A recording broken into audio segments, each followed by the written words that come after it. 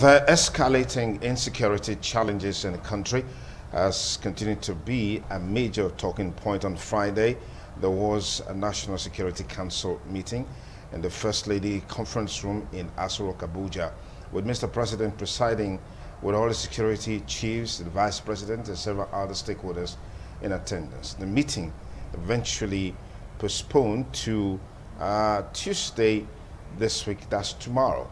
Expectations are high on how that meeting is going to go. But while we are on that, on the one hand, there are calls that there is need for the declaration of a state of emergency. That came also last week from the House of Representatives and was backed by the opposition party and several other stakeholders. What does this portend for the country? And what should be the right steps to be taken to address these insecurity challenges, if not the option of the call or even the call of state of emergency? My guest here in the studio, I'd like to thank very especially Comrade Roy Oribabo, a public affairs commentator, is also a politician. Roy, thank you for joining us. Thank you for having me. They call him the Secretary General Emeritus of Ijaw National Congress. Is a barrister at law. I'd like to thank very especially Barrister Robinson City. Thank you for coming on the program. Thank you for having me. Okay, just go right into the heart of our conversations. This call for a state of emergency, a declaration of a state of emergency. Let's begin from the basics. What's your understanding of a declaration of a state of emergency in a country? Right. To me, you know, when you declare a state of emergency in a situation, you are only calling for a serious engagement. You know, if I understand Nigeria more better on this subject matter, is that they are calling for more seriousness from the government to tackle the level of insecurity. That is what they are talking about. But in my own opinion, I believe with what we have on ground, the Nigerian Army, the Nigerian police, or the security network, no matter what the effort Nigerian government will want to make sure they function very well, they will not be able to act accordingly. One is that they are already demoralized. Those who are in the battlefield, they are not getting what they are supposed to be getting. They believe that the leaders who are on top, who are managing and presiding over the security architecture of this country, are not doing well. It's a reflection of making the work, but the chop. Therefore, those who are in the field, in the battlefield, since they are demoralized, no matter the effort, Nigerian government will be putting in that will yield the result. The only solution right now is for we to call for machineries. And I have also been saying that there's something wrong for Nigeria to look at that level. Because with what we have on ground now, there is nothing we can achieve with the level and how far our people, our security, those, especially those in the battlefield, they are demoralized. If you watch videos on social media, you read some commentary, you begin to marvel that how do we degenerate to this level? If you say they are demoralized, how do you substantiate some of the videos we also see on social media where we are told this achievement has been made, that achievement has been recorded, the insurgents, the bandits, or the militants, as it were, they have been killed or they have been neutralized. Let me use the technical language now. They have been neutralized by security forces. So how do you justify those videos and statements? At the time, we were told that we have defeated Boko Haram technically. Insurgency in this country, the reason why we are not even getting it right is because of the nomenclature, the adjective we use to qualify them. In that issue, what we have in this country, Boko Haram. And I was told, for those who understand the meaning, that Boko Haram simply means that Western education is a crime. Therefore, they don't want to believe in Western education. Now, what is going on in Nigeria? They are attacking schools. They are attacking schools. They are abducting our children, our friends at the level of school. Therefore, nobody is bothered. Instead of we to meditate that these are Boko Haram, these are insurgent government, we now derive another nomenclature by adjective that they are bandits, the herdsmen. These are not the issue. A terrorist is a terrorist. With the unit, that unity name, which is Boko Haram, we should consider them, we should always use that term so that we know we are confronting terrorism. Look at the governor of Niger State. He just told us last week that some of the territory in his own state have been taken over by Boko Haram. less than 2 hours to Abuja. No, he said Boko Haram elements. Okay. Boko Haram elements. Boko Haram bandits. Yes, these are the problem. Okay.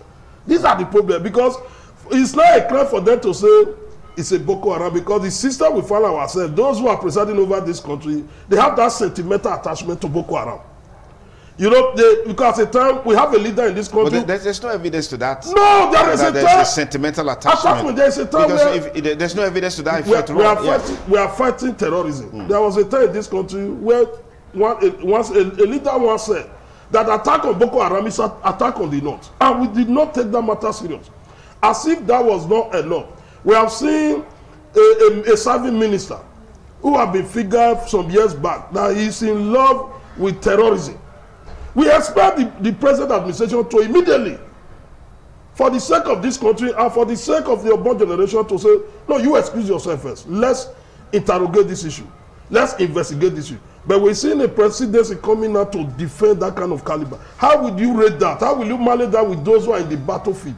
You know the implication of that? That's the reason why I'm not subscribing to this level. You are telling me we want to declare a state of emergency. If you are declaring a state of emergency, you are still going to be using the same security network? You cannot get it. It's madness for you to continue to do one particular thing on the same level and expect different results. Okay, let me pause it there, Comrade Oriwabo.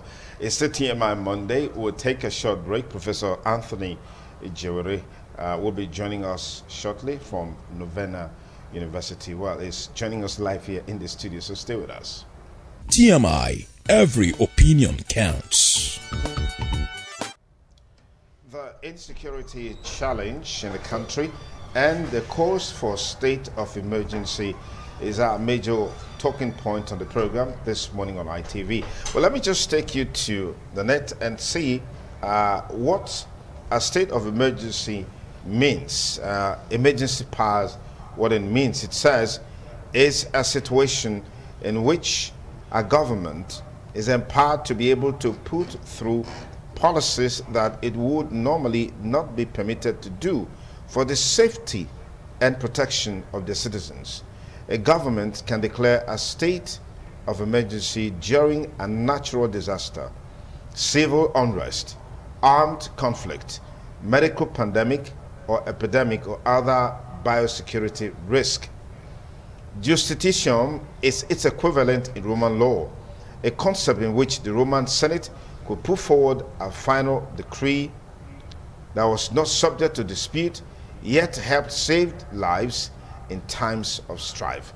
State of emergency can also be used as a rationale or pretext for suspending rights and freedoms guaranteed under a country's constitution or basic law, sometimes through martial law, or revoking habeas corpus. The procedure for and legality of doing so vary by country. Does this definition resonate with you, Barrister Robinson Esite, from your legal perspective? Well, I agree entirely with that definition, because when you say you declare a state of emergency, you are saying you go out of the ordinary, you go to the extraordinary in doing things. Okay. And in that state of affairs, you consider less the rights of the people.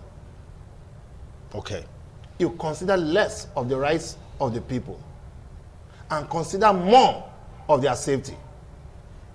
If their rights need to be infringed to ensure their safety, you have to do it. That is a state of emergency. But in the Nigerian context, I would differ. A state of emergency is not necessary, because if you declare a state of emergency in Nigeria, you are only joking. Because we have spent so much on security without result. Now, let us now look at the background. Where did we get it wrong? Now, what is the root cause of this insecurity? You can't be talking of malaria, for instance, without talking about the causes of malaria. If you keep on treating malaria without focusing on the causes of the malaria, you end up treating malaria throughout your lifetime. And that is what Nigeria is facing. And Nigerians should know that the state of insecurity we are experiencing in Nigeria is as a result of leadership failure, both in the family and in government. And that is where we need to declare a state of emergency. In the family? In the family. And in government? In the government. And in leadership? Reorientation. Okay. Reorientation. Okay. We must focus on reorientation. Our mindset in the family. Because every child you see today does not think about education or growing up to become a responsible person. Is thinking about how to get $1 billion. Is thinking about how to get money. Is thinking about how to become rich. But wealth without peace is not wealth. Yeah. But what we need to do is reorientation in the family and reorientation in government. Those solutions that you're suggesting, Yes. aren't they too late against the background of where we are right now? No. With what is happening in Borno, in Zamfara, Katsina, Yes. in Niger State just now, Yes. in Benue. Yes. Yes. No.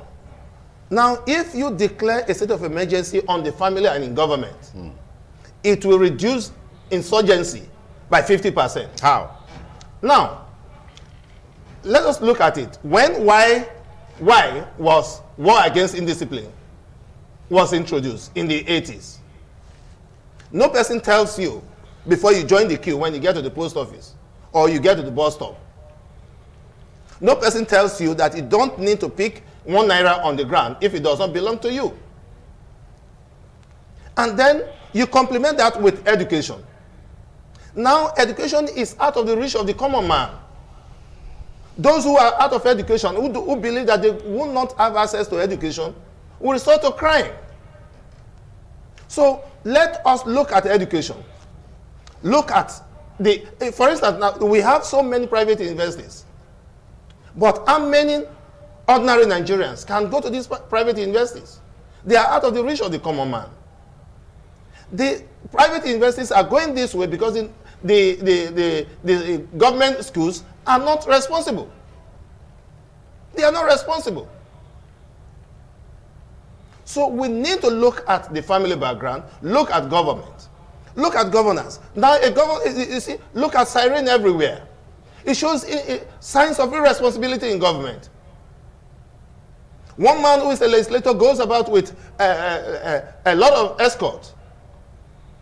And you see the illiterate one at home who does not have the hope to become a legislator. What do you expect him to do? Okay. And mind you, you see, when you see these people they call Yahoo boys, now the thing is that majority of them are illiterates. Majority of them are illiterate. They say we can't have access to education, but we'll have access to money. Okay. All right. Let me bring Prof in. What are your perspectives on the calls for state of emergency in the face of increasing spate of, increasing insecurity challenges in the country? Duke, let's look at it from some basic background. Insurgency, like my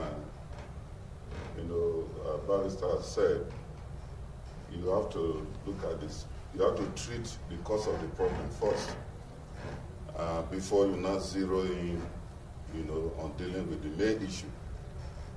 Now, you look at insurgency, banditry, and Boko Haram, because all these are elements of insecurity in the country. Now, you want to say, what are the causes? Because a build-up to where people are now suggesting state of emergency, something led to it. Okay. So, you look at them. Then, what are some of the causes? Well, like I said, education could be one of them, because our people, our brothers and sisters in the north, the level of education there is very, very poor. Therefore, they become a tool, for manipulation. Then you look at it from the religious perspective.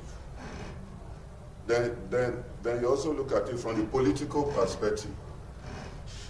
because naturally, politicians, they contributed seriously to insecurity in the country.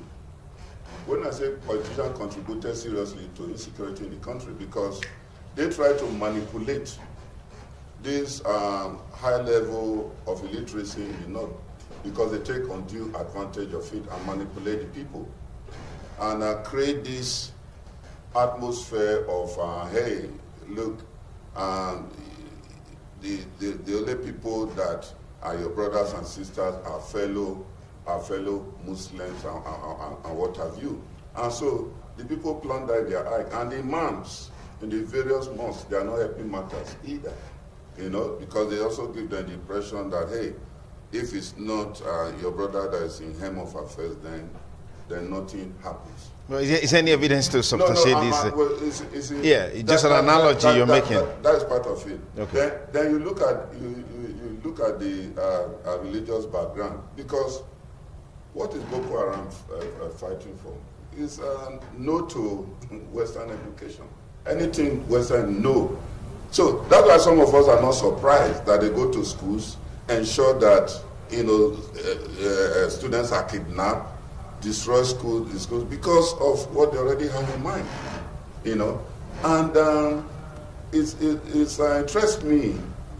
In fact, it's very, very funny when people say our soldiers cannot crush Boko Haram. It's very, very funny. Funny in the sense that when our soldiers go on a peace mission abroad, they come out with flying colors. That's a peace mission. Yes, yeah. Yes. Yeah. But it's a peace mission. You said it's a peace mission. Yes, a peace mission. Yes. But this is war situation. Yes, but there's combatant in some cases. Okay. Yes, there's combatant issues in some cases. And it may interest you to know that before now, I've been having interaction with some of the soldiers. If you know what is really going on, you won't be too surprised as to why insurgency, Boko Haram continues. Now, there are some of the pictures they painted. There's this particular case. You remember, you read the case of the vehicles, the armored vehicles, where 4 or 5 were stolen. And Boko Haram now claimed that they bought new vehicles. They didn't buy new vehicles. What happened was this. Those vehicles, 50 came in to the country. They distributed 30 to Northeast. Then 15, in fact, as we talk, well, let me not release that. Some are here in Benin, you know, and all that. So, as they were deploying these 5, to a particular state in the north, then, you know, they were always, the radio room will always be communicating with security people, you know, on the road. And so, as the radio room was communicating, these vehicles are coming. That's when you start hearing something like Roger. That means all is well, you can proceed. So as they were proceeding, you know, to get to the barrack, at the last security checkpoint to get to the barrack, they called again. They called the radio room. There was no answer. They called the radio room. There was no answer. And at the end of the day, they proceeded. And there's what you call friends of the army. Okay, when you say friends of the army, it means they are Nigerian militant, they are Nigerian military, Nigerian army, who were, in other words, these Boko Haram people dressed as if they are Nigerian army. That's what you call friends of the army. And in the process, they pretended to be escorting these 5 vehicles into the barracks. Into the barracks. And guess what happened? Because there was communication breakdown. The people at the barrack never knew that these people were coming. And so they were relaxed, doing their normal domestic chores. Prof, this story that you're giving now is what you read. This is what you read. Yeah. Which because today is World Press Freedom Day. Yeah. That's also is going to be part of our second segment of discussion. But you know, it's all over the place in the internet. Does that make it true? Yes. It doesn't make it true. But where the vehicles because let me shock you.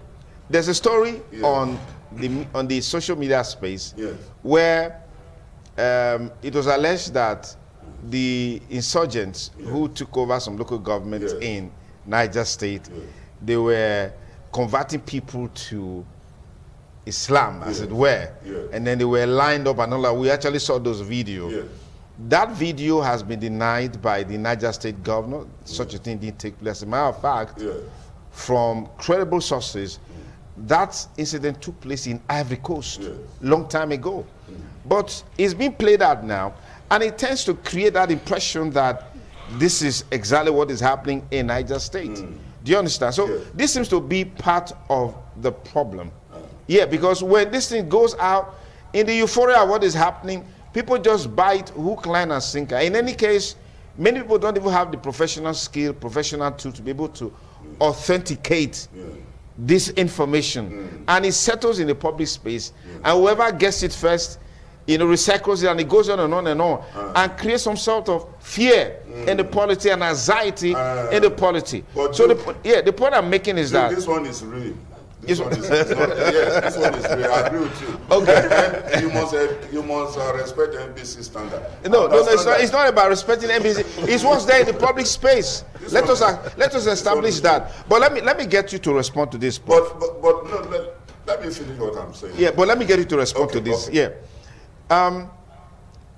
The National Executive Council will be Security Council will be meeting tomorrow as part of this whole. I mean, finding a pathway to address this issue. What are your expectations on that meeting? I don't see anything good coming out of it. Are you not a prophet of doom? No, I don't see. Let's face this thing. I know I'll be careful. Yeah. Let's face this thing. We've been having security meetings all over the time. What is the result? I think you see. Okay, did you listen to Senator Smart Adeyemi? That one was in the floor. Are you now saying that it was teleguided in the floor of the House, where he was weeping openly and said he's tired of the security of this country? That though is from Kogi West, you know, and he said he's tired. He was crying on the floor of the House. I will say we are not also aware of that. It was teleguided. He was crying and said, though he's an APC member, but the truth must be said that something has to be done about security to the extent that he was advocating that the foreign government should come ahead Nigeria. You know, that gives you an idea of what is happening. And if you ever discuss with those in the battlefield, they will open and tell you the truth. You see, it has come to a point, Duke, that let the Senate, okay, take a sample of these soldiers in the battlefield and ask them what is really happening. What is happening?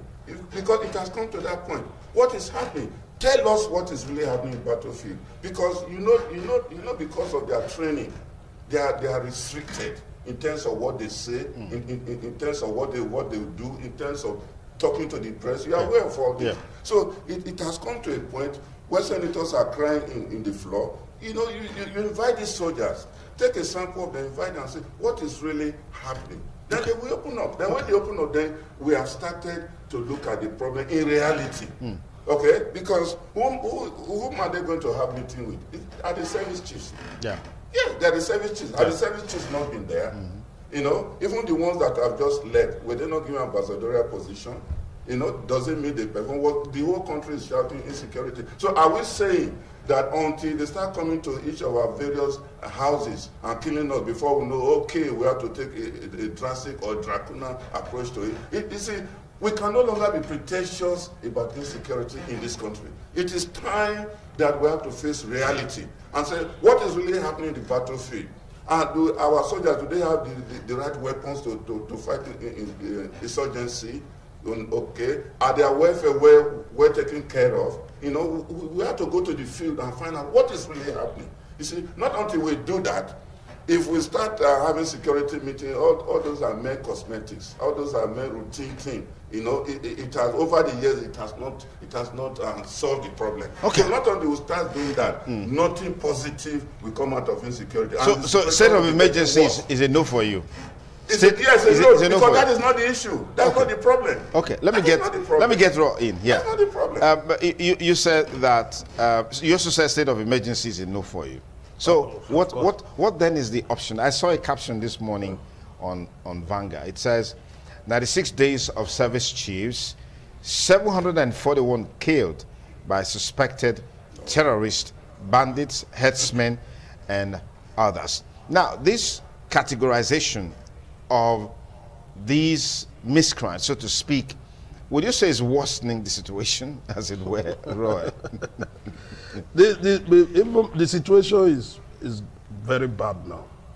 If we must face the reality, the situation in this country in terms of management of security is very bad. The reason why I don't subscribe to this state of emergency is that the fundamental reason why we cannot win this war is corruption. Exactly. It's corruption. Because the level of corruption, to the level that those who were there before, those who managed our security network, you just said it now, they were compensated. Yes. These are persons who failed woefully in terms of performance. They were strangers to performance. Then the Nigerian government went ahead to reward them. How do you reconcile that? How do you reconcile that? That's the reason why I keep on maintaining my position that no matter the level, no matter the adjective you use to qualify the situation, state of emergency, or anything you are saying, my brother, until we look at those who are going to implement it. Who are those persons who are going to implement it? Until we also have to believe the way Nigeria is structured as of today, under the leadership of President Muhammadu Buhari, we don't have the capacity. There is no capacity to confront the insecurity in this country. How do you mean? Yes. How do you substantiate that? When you say we don't have the capacity. The capacity. The army is there, the navy is there, the air force is there, the police is there, DSS is there, NSCDC is there, and then they are complemented by the vigilante on the ground in communities in places. If you are listening or if you are listening yes. on this day, you are listening. Yes. The more you are making effort to want to listen, the more you are even making Nigerians not to want to take Nigeria serious again. Because over the years, these are not new organizations. They have already been there. Volumes of money have been voted to the year in, year out. Nothing to show for it. You are not telling me that there is something they will do different. There is no capacity until we address the issue of corruption and that sentimental attachment. We were in this street, all of us were in the street calling on the president at a time. Don't allow our border to be so porous. There was a time he declared that anybody can walk into Nigeria. We were telling, don't allow this thing. That's why we have a treaty with the West African country, but then there be a regulation. All our borders were open, wide open, then all manner of elements. They find themselves in this country. Let me shock you. And those persons, as they were enter the country, they were all brainwashed that Nigeria is too rich. Nigeria is too rich. That's the reason why they will adjust somebody and say, go and bring $1 billion. They believe that even Sonny Duke, they are convinced that you are a billionaire. That was the impression given to them when they enter this country. Therefore, any time they kidnap, they are demanding for money that you have never even heard of. Who gave them that impression? People can take, they can assume anything. With the way, yes. with the flamboyant disposition of our political leaders. You understand me? Well, there is no any of our political leaders, if they are out of the shore of this country, the way and manner they utilize resources. Even when you are in this time, you see the way and manner their utilization of resources. It's also a source of concern to some of us. And they don't hide all these things. People are just coming in, and with what you read about Nigeria, anytime you are reading about it, they are mentioning money. People stole the 10 billion is missing. You look at the UK report that day, how many have been looted in this country. People are buying houses. These are no report on all these things. And you see the volume of money that people then, if you are coming into this country with that kind of mentality, that you will be brainwashed that an African Nigeria have money. And what do you want to do? Let me kidnap this person. I also get my own. And the Meatiala, I also said these are kind of the people there was a time we are supposed to regulate them. We did not also regulate them. They have taken responsibility of most things that have happened. Nothing have happened to them. As we are talking now in Oreado, there is a person who is leading Meatiala in Oreado. They have a chairman. If you go to Oromi, they have a chairman. It's as bad as that. And once it happened, what happened to the governor of Benue? They took responsibility for it. Huh? For them, okay. Yes. No, they didn't take responsibility for it. It was another name, another organization called FUNAM. Yes. That took responsibility. Yeah, it wasn't Mietiala. Yes. It was another group that took responsibility. We must call it spade a spade. Yeah, so that we don't back. If you mention Roy, you mention Riverboy, you are talking of the same person. I see no reason why we should be scared, because they have reduced us to the level now that we are all scared. Nobody, even the media have been compressed to the level that you have to be teleguided just for them to be happy. And this is a party, a government that when they were coming to, in the process of coming to government, everything was open. There was no language they did not use for them to get power. Now they are there, you fix it. Security don't have, now security is no longer guaranteed. Are you aware that the first and the permanent responsibility of government is the welfare and the security of the people? Yeah. Now that the government can no longer do that, instead of them to be telling us, let us even look and work on our constitution because our government have failed. They cannot meet up to the details of our constitution. You are telling me that they are going for a meeting on the state of emergency. Who are those who will be there? Is it not the same persons you see on the television, they are crying? Have you not seen the governor weeping? I've seen a series of governors are weeping like baby. They are helpless. There's a clear indication now that governors in this country were overrated. Very just, and we have just been told that they don't even have power to even influence Malawa. They don't have power to influence the Boy Scout. It's as bad as that. Look at the position of the Enugu State governor, how he was lamenting. That he called the president, yes. His call was for over 4 hours. Is it done anywhere? What is the distance between Edo State and Enugu? If we are traveling to 4 hours, you did not pick up. Why would they not wreck a whole community? Okay. These are some of the sentimental attachments I'm talking about. The presidency and the president must be able to come out very direct. An issue that is popular, that you know that the people have taken a stand. The government should look at all around and say, okay, let me also take a stand with the people. That is the essence of government and governor. When all of us we are taking a stand, the government is coming from the other way. It's not done. The government cannot be in a position of authority does not make you to be more wiser than any other person. You are not more educated. You don't have the idea. Just because you have been given that privilege to serve. Therefore, there are people who are not in government who also have wisdom on how to fix things. We expect those in position there to listen. In my conclusion, I have said it before, that when your brother fail you, it's understandable. When your friend disappoints you, it's acceptable. When your government disappoints you, life becomes meaningless and miserable. Okay, and that is where we find ourselves. Let me get, now, if you're saying that state of emergency is not the answer, as recommended by the House of Representatives and supported by the major opposition party, what option is there to fix this challenge head-on, Barrister City? Give absolute authority to the governors of the various states. Since they are claimed to be the chief security officers of their states, let the governors of the various states exercise their authorities as chief security of the state where they govern.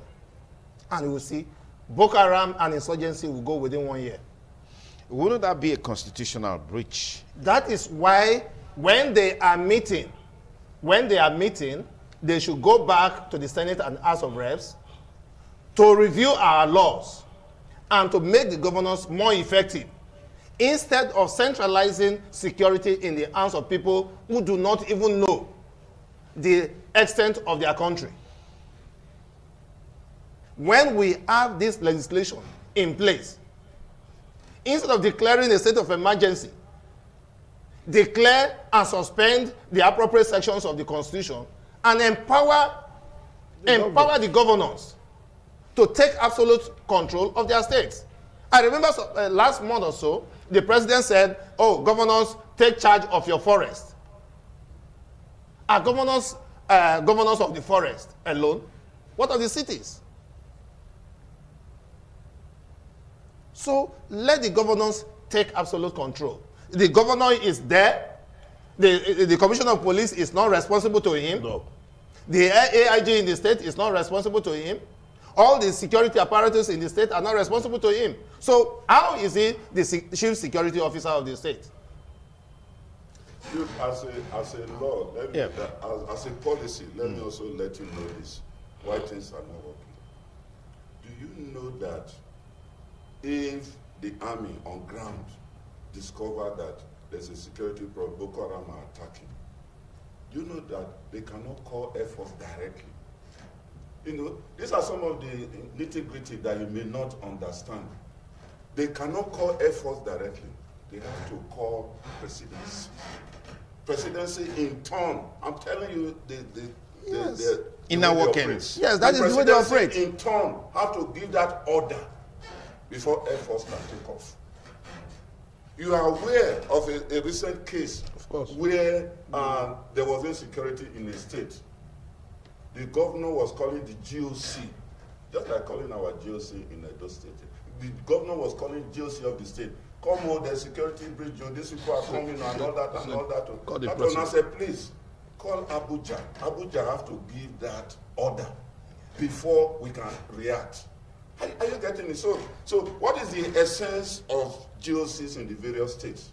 Is to, everything cannot be in Abuja. It's for them to act on behalf of federal government in that particular state where they are located. Yes. But that is not happening. Or have you ever also imagined how come before a troop will move, this insurgent, before they will move from one point or the other, we have radio rooms. Communication is going on. They must communicate between among themselves. How come these people move to a military barrack and cause disaster? Within that space of movement, are they not communicating on the radio room? Are we saying all our radio rooms are dead? The answer is no. Duke, there's a conspiracy. Let's leave it at that. Thank you for leaving it at that. It's still TMI Monday. Our conversations today on the program is to look at the calls for state of emergency amidst the rising insecurity situation in the country, from Boko Haram to bandits to herdsmen, and then of course to ESN, as it were, because that seems to be another axis of the conversation. Well, there are those who believe that state governors must rise up to the occasion and do the needful. One of them is Barrister Robinson ACT on the show this morning. But the perspective is that state governors take a large chunk of money called security vote, and that if they would deploy such funds effectively and efficiently, all of this would be a thing of the past. The governor of Borno State, Professor Zulum, has said that he's doing well in protecting. In fact, they even boasted that Borno State is safer than Abuja because he's able to use the local vigilantes to deal with the insecurity challenges in the state. I don't know how true that is, but I'd like to get our panelists here to react to that. From the perspective of vigilantes, if we make it more efficient or make them more efficient, more effective, can that be a pathway for us to achieve security? I mean, just yesterday or so was a report that about 2 buses or 3 buses loaded with about over 47 people were apprehended in Ondo State. Yes. And on interrogations, the people in those buses who came from a particular section of the country couldn't really explain themselves. And what the Amotekun Corps guys did was to interrogate them, profile them, put them back into the bus, escorted them to the boundary of their state, and let them go. They may be in Edo State or be, I don't know, but that's just the situation. But let me get your perspective on straightening vigilantes here. Of course, I'm one of those who believe in this vigilante, and that's the reason why those in Edo State, especially in Benin, I don't see them without appreciating them. I visit their office to give them words of encouragement. It is good. Modern times now have revealed that even the money government, a governor of a state spend on police and army, those are wasted money because you cannot give them directive. They will not act. You are calling a GOC, he does not listen to you. Why are you giving him money? Why are you funding them? You are calling a commissioner of police, he don't want to listen to you. Why are you funding them? Why not utilize this money, fund the local vigilante, empower them? The only way to empower the vigilante, they need to undergo proper training. I'm one of those who believe that they have to undergo proper training. Okay. Secondly, the kind of weapon they also handle. They must also handle a weapon that can also withstand that when those, the popular weapon now is AK-47. What we expect for we to take it to that level. Let the vigilante be able to also manage AK-47. But they must, what is fundamental is that they must undergo proper training. Yes, monitoring. A committee will be there to also monitor what they are doing, but they will be getting results. I subscribe to the idea. But this idea of taking money, funding a governor of a state, funding the police, it is what I don't subscribe to. Because they are not responding to the state when it matters most. Therefore, that money cannot be accounted for. I am calling on Nigerian governors to, as a matter of urgency now, if they are opportune to find themselves, they should immediately lobby their representatives, who are in the senators, the House of Reps members, to go to the National Assembly and work on the Constitution to the level and way that the power will be given to the governors to act. It cannot just be you are the chief security officer of your state and you does not have power to give a command to a corporal. It doesn't make sense. We must look at that. Let's give power. As the bias, I say, let's give power to the governor to operate. You cannot be security officer of a state just on paper without you don't have a fortune. Because being a governor does not, you are not a superhuman being. Therefore, you are not the one who will be going to the field. Who are those who are to go to the one? These are the local people, which are the vigilantes. Therefore, if they are empowered and properly managed, we will get results than managing, spending our resources on the police and the army, which will not come and help you. A typical example is what happened in Enugu State. And with the local vigilante, we are also properly trained and they have the necessary, the requisite weapon to confront those vampires who came. There was no need for the governor to be waiting for instruction from Abuja. And they could have, there will be a result that they could be able to prevent that kind of wanton destruction that happened there. Therefore, we should all look at all these issues. Anytime you watch television now, you listen to news, all our governors, most of them are weeping because they are helpless. They don't have power. They cannot implement it in terms of fighting insecurity within their domain. It calls for a serious concern.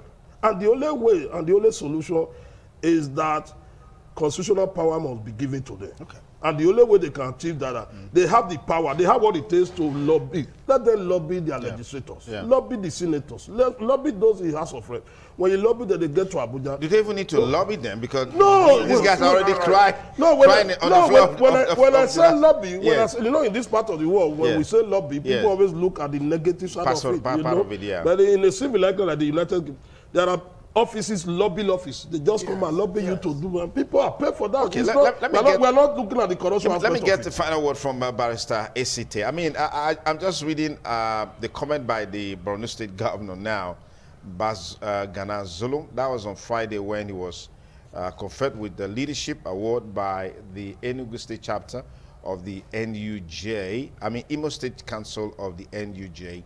He was represented in that event by Senior Special Assistant on Media, Baba Shake Haruna, said the local vigilante was part of the indigenous efforts put in place by Zulum's administration to protect the lives and properties of his people. And he said, we in Borno State have been experiencing security challenges since 12 years. However, a lot of transformation is taking place, but part of what we are doing to put under control the security situation in the state is to engage the local vigilante. They've taken over the policing of the state to the extent that they had driven the insurgents far away from the state to Sambisa Forest. He wanted to say, if you come to Maiduguri, you will not believe it. It's even safer than Abuja. Sometimes the way people analyze security issue in Borno, it is not the way you see it when you come to this state. Okay, let me get, I'm quoting him now. Let me get your take on this, by sensitivity. You see, my brother, well, the local security seemed to be the best in the circumstance. We found ourselves. In the circumstance that we have found ourselves. Okay. Because the federal government is not having that political will and interest to curb this insecurity. And yet they're constituting a meeting. Yes. A national security council meeting. When you say they don't have a political will, there's a meeting. It is in the social media. Yes. That this name registration is an avenue to register non-Nigerians as Nigerians for them to be residents in Nigeria. What is the federal government doing about that? Now, the thing is this. I will advise the various state governors to have either a special advisor or a substantive commissioner in charge of security. Okay.